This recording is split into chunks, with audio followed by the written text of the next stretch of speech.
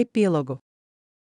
O vice-governador Boabdil estava sentado na sala de conferências, com ele presente o vice-governador Alon, o vice-governador Eiqueren e sua esposa, a vice-governadora Ira. Também estavam presentes os chefes da administração do orfanato de Yuri Alfa, a governadora Henri e a própria Yuri Alfa. A reunião durou horas enquanto Yuri Alfa explicava tudo. E então os últimos deles foram resgatados com sucesso. No entanto, o fato permanece. Yuri Alfa colocou a cabeça na mesa e continuou a falar. 32 das crianças que confiei às suas administrações morreram. Elas foram levadas, mortas e abandonadas, e ninguém percebeu, pela maior parte de alguns anos. Isso aconteceu porque as aldeias aceitaram que os selvagens nas florestas às vezes corriam quando seus pais morriam lá, e porque as administrações aceitaram que fugitivos aconteceriam. Usando apenas um pouco de esforços, Uranon foi capaz de trabalhar livremente sem perturbação por muito tempo. Isso não pode acontecer novamente. Houve um estrondo geral de concordância e alguns olhares abatidos. A governadora Henri se levantou e apoiou as mãos na mesa escura, lisa e polida. O Lord Ains não escolheu responsabilizá-la por isso. No entanto, eu o faço. Eu o faço. Isso aconteceu facilmente demais para ser simplesmente desculpado. Para esse fim, imporemos algumas mudanças nas regras. Todos os fugitivos dos orfanatos agora serão denunciados à vigilância local como potenciais sequestros. Cada cidade terá um conjunto de cavalos mortos-vivos e uma divisão especializada de investigadores que não fazem nada além de procurar crianças desaparecidas. Como esses casos são raros, eles não precisam ser muitos. No entanto, claramente precisamos de alguns. Cobraremos um imposto anual de um cobre sobre casais sem filhos cuja renda anual os coloque na faixa intermediária de riqueza ou maior, para pagar por este serviço. Além disso, todos os salários mensais administrativos seniores serão cortados em 2%. Afinal, isso não teria sido necessário se você tivesse feito seu trabalho corretamente em primeiro lugar. Boabdil soltou um grunhido de satisfação. O resto da reunião ocorreu sem problemas, embora os administradores tenham abaixado um pouco mais a cabeça, segundo ele. Eles têm sorte de Sua Majestade não ter decidido que eles eram ineptos e os demitido imediatamente, ou pior. Quando a reunião terminou e Yuri Alfa foi embora, Boabdil foi com Henri para seu escritório. Ele nem precisou dizer nada, ela pegou uma garrafa, estourou a rolha e despejou o álcool cristalino borbulhante nos copos que ela rapidamente pegou. Sinto muito que isso tenha acontecido. Principalmente no meu turno. Henri disse, abaixando a cabeça enquanto lhe entregava o copo. Não sinta. Era minha vigília também, era toda nossa vigília, das aldeias aos administradores, a Alon e eu, ninguém viu isso chegando. Zuranon é uma organização teimosa, como baratas. Toda vez que você acha que pegou todas, outro ninho aparece. Ele resmungou e conseguiu dar um sorriso perdoador. Por favor, levante a cabeça. Se isso não tivesse acontecido com alguém como você no comando, a contagem de corpos poderia ter sido muito, muito maior antes que alguém se importasse.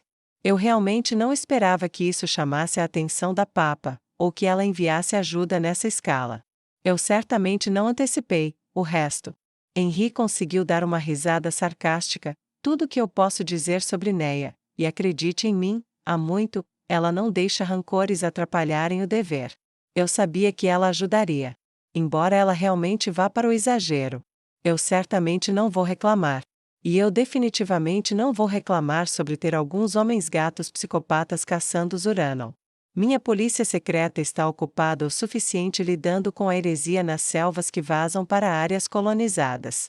Meidal e a oferta ocasional de anistia apenas, bem, simplesmente não resolve e eu gostaria de limpar esse espaço. Se não fosse por essa suposição de que as crianças eram selvagens, poderíamos ter pego isso ainda mais rápido.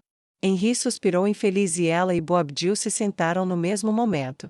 Bem, talvez seja hora de fazermos algo sobre eles. Boabdil sugeriu, inclinando-se um pouco para a frente e girando lentamente o líquido ardente em sua xícara.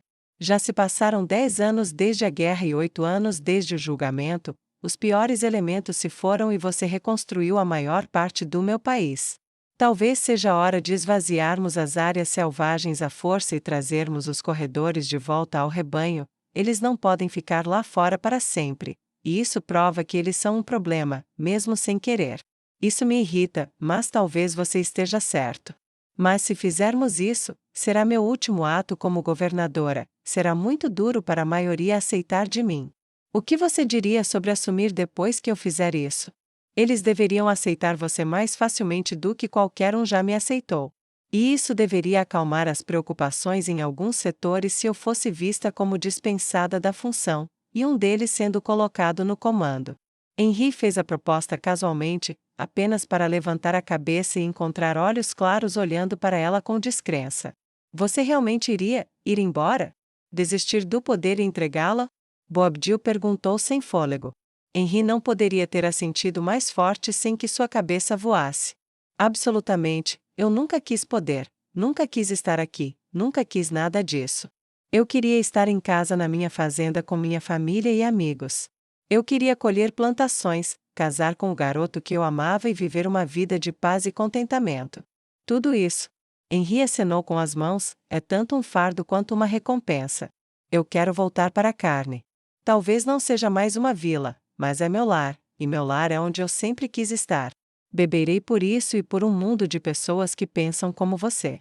Boabdil levantou sua taça e brindou com a de sua antiga rival, e pensou consigo mesmo que o álcool nunca teve um sabor tão doce.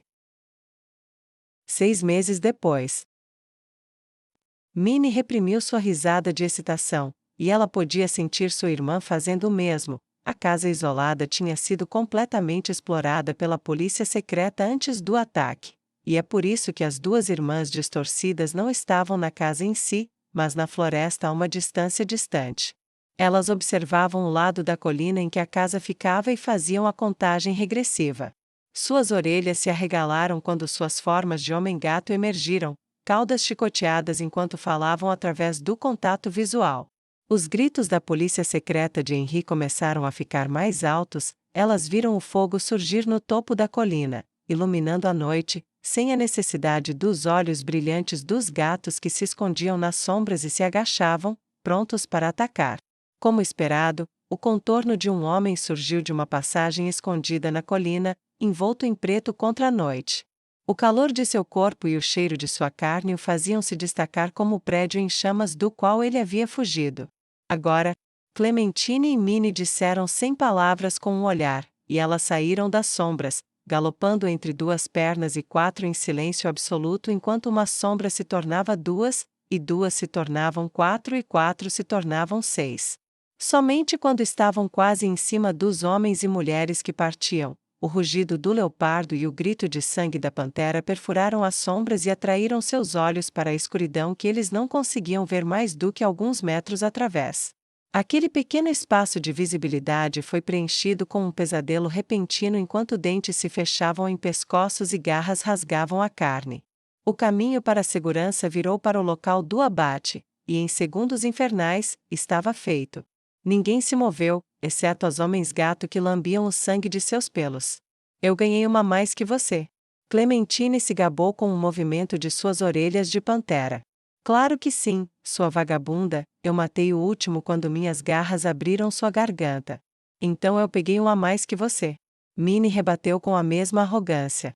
Eu arranquei a cabeça dele, ele ainda estava vivo quando fiz isso, então a morte pertence a mim, vadia. Clementine respondeu, e elas continuaram discutindo o assunto enquanto desapareciam na escuridão de onde haviam emergido. Elas ainda estavam discutindo sobre isso 2 semanas depois, quando foram para o próximo alvo, e todos os alvos subsequentes, por um longo tempo.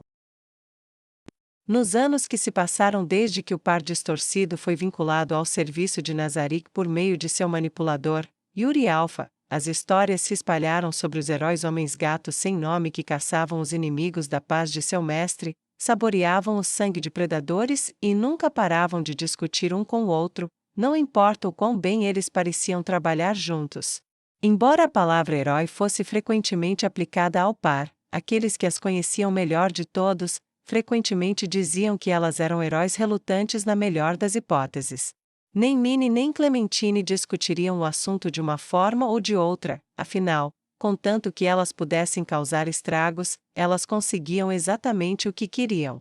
Em seus escritos particulares, tanto Neia quanto Henri, que conheciam as verdadeiras identidades do par monstruoso, observaram que essa reputação era imerecida e injusta, dadas as vidas que viveram antes. No entanto, ambas concluiriam independentemente que, no mundo onde o mal era a única força para o bem, não havia um fim melhor para elas do que esse que tiveram.